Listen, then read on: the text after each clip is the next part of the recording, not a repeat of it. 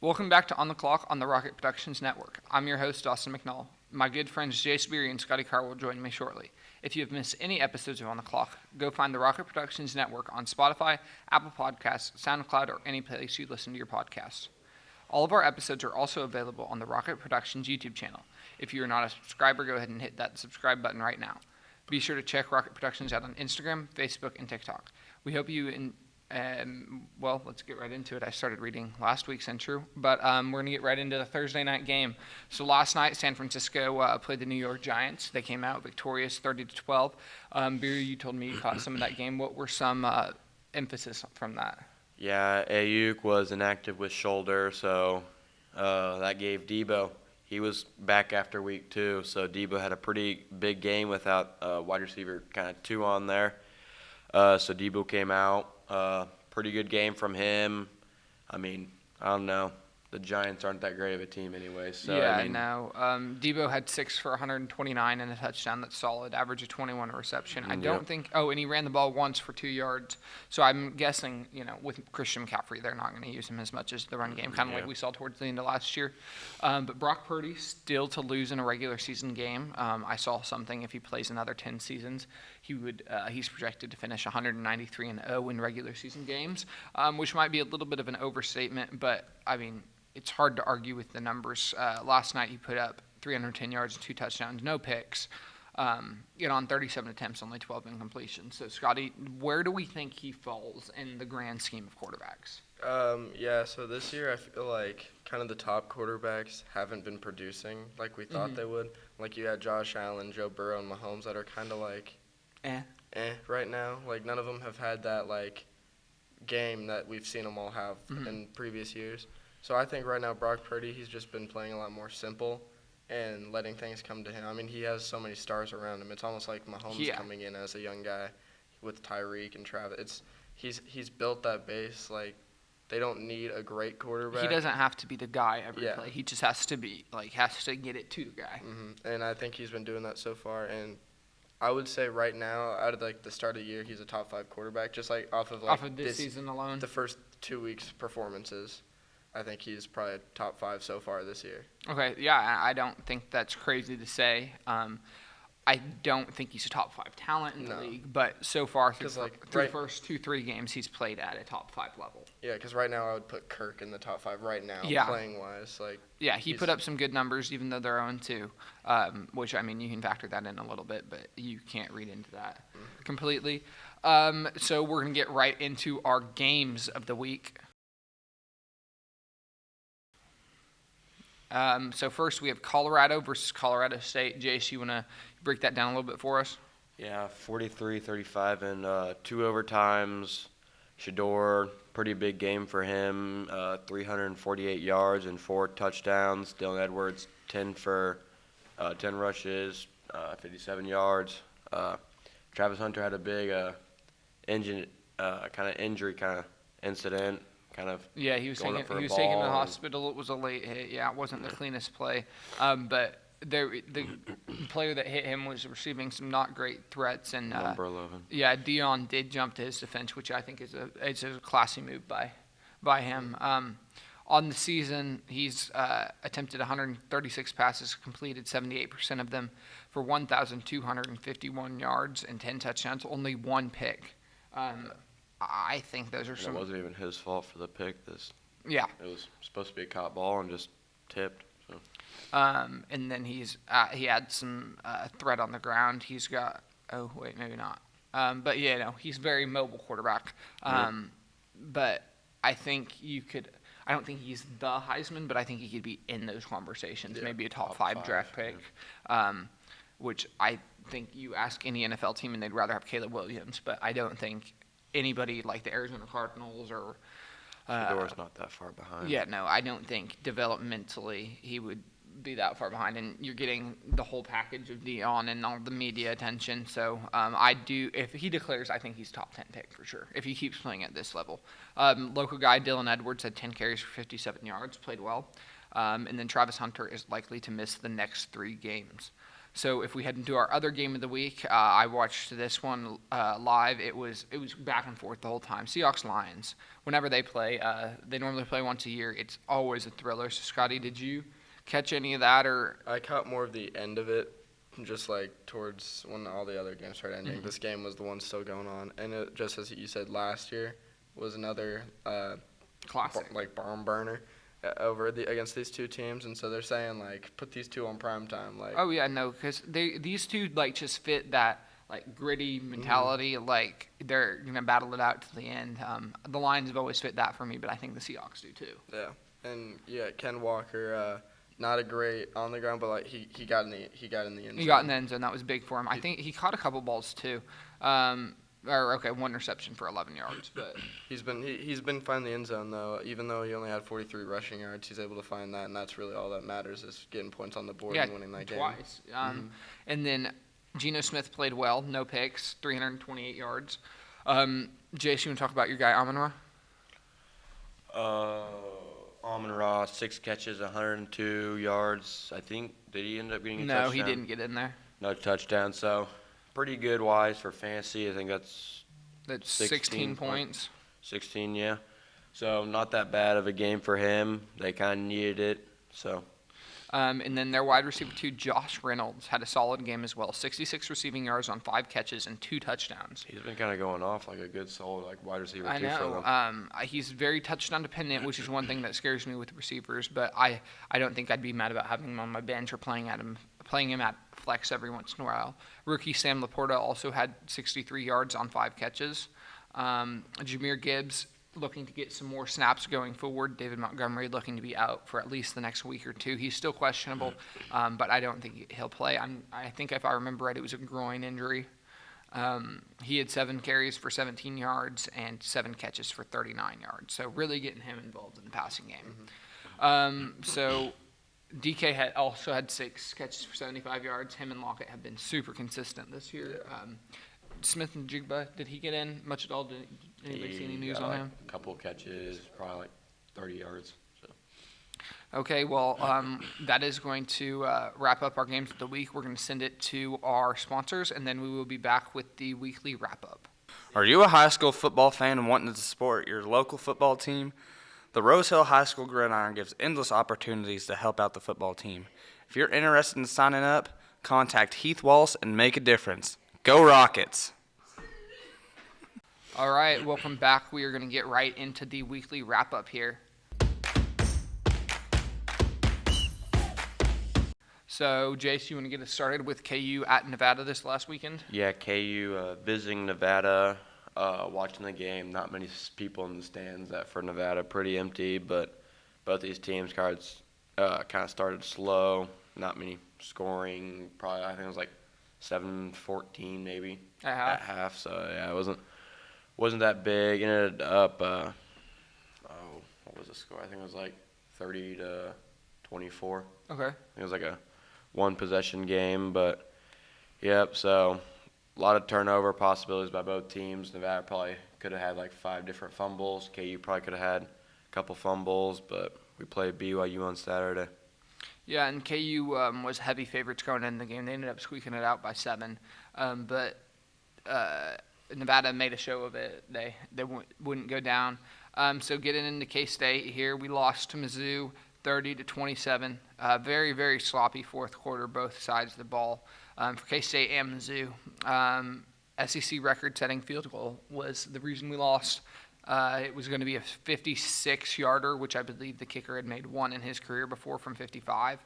And then they get a delay of game penalty, back them up to 61. No way they're going to kick it as time expires, and it's good, and it still had another yard or 2 on it.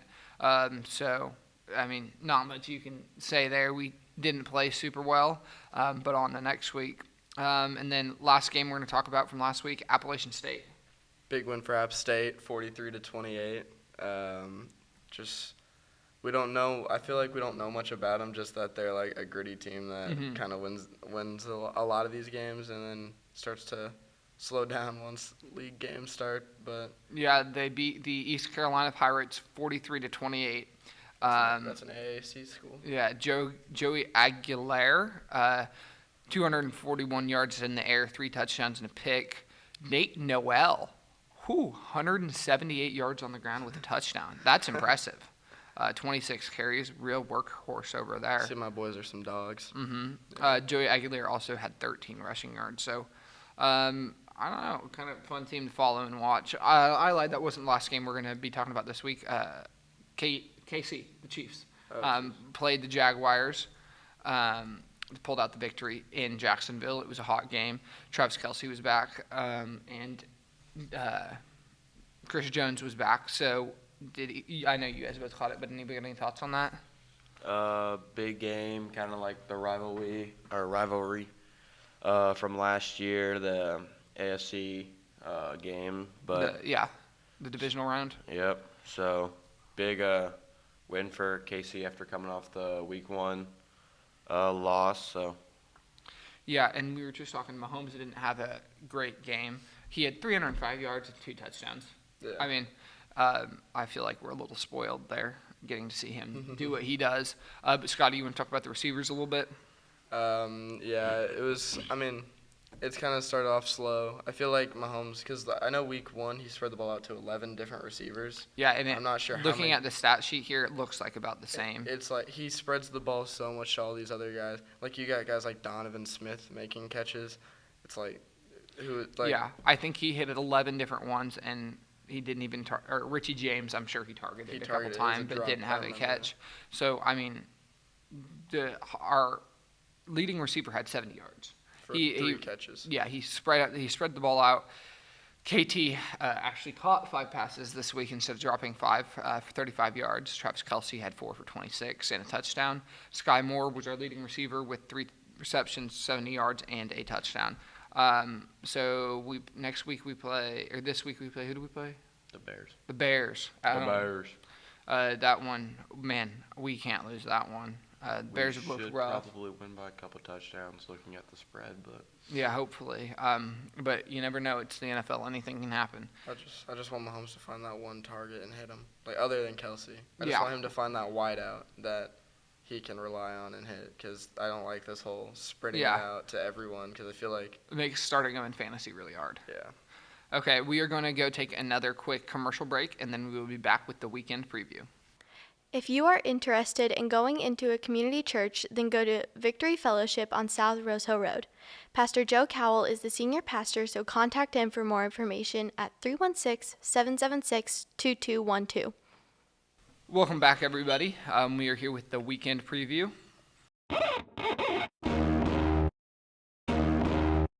KU is going to. Are they traveling to BYU or? it's home.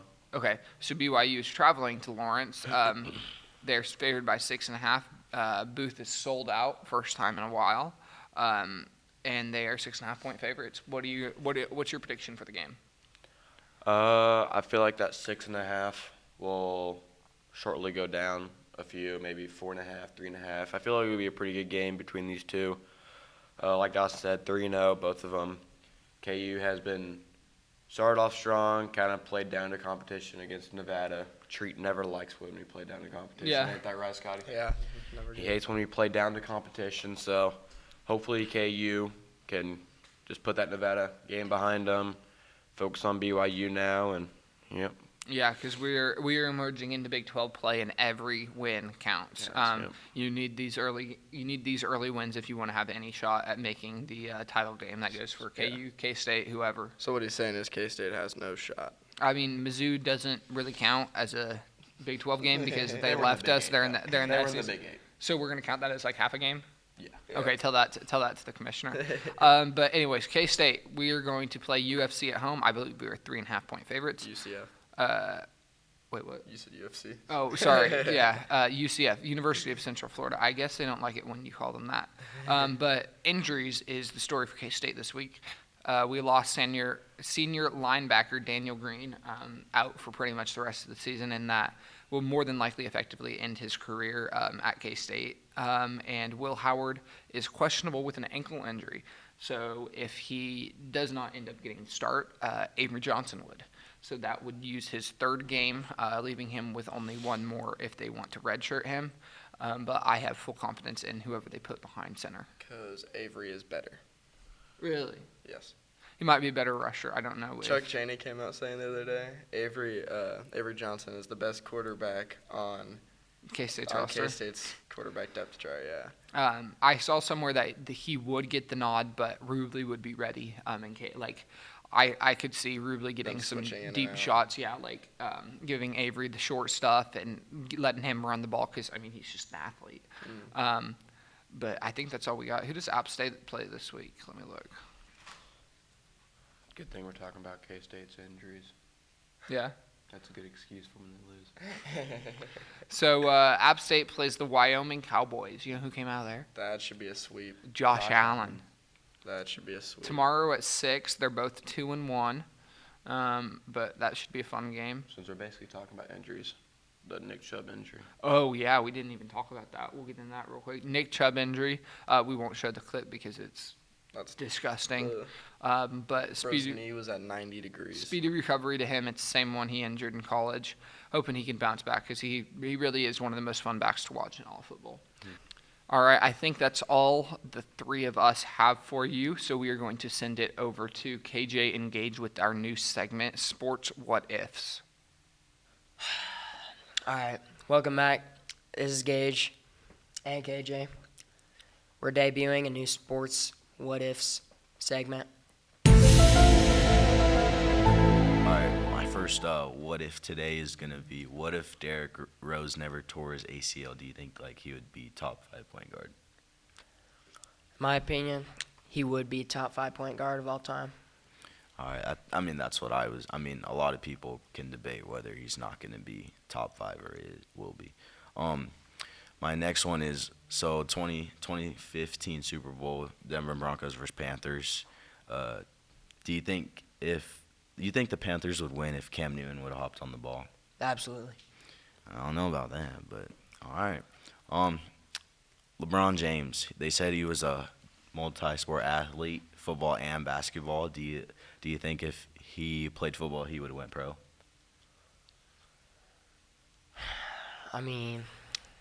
That's pretty tough. It is a tough question. All right. Are we going to cut that or what are we doing? No, just keep going. I'll edit it and get you right into your questions. All right. So, Mike Tyson was a boxer, right? Yeah, He went to prison in between his career. yeah.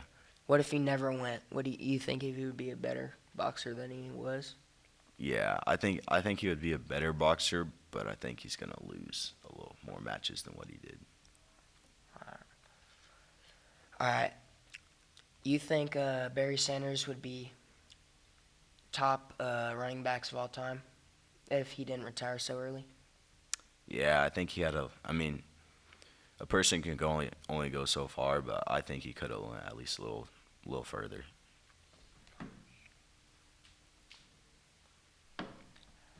All right.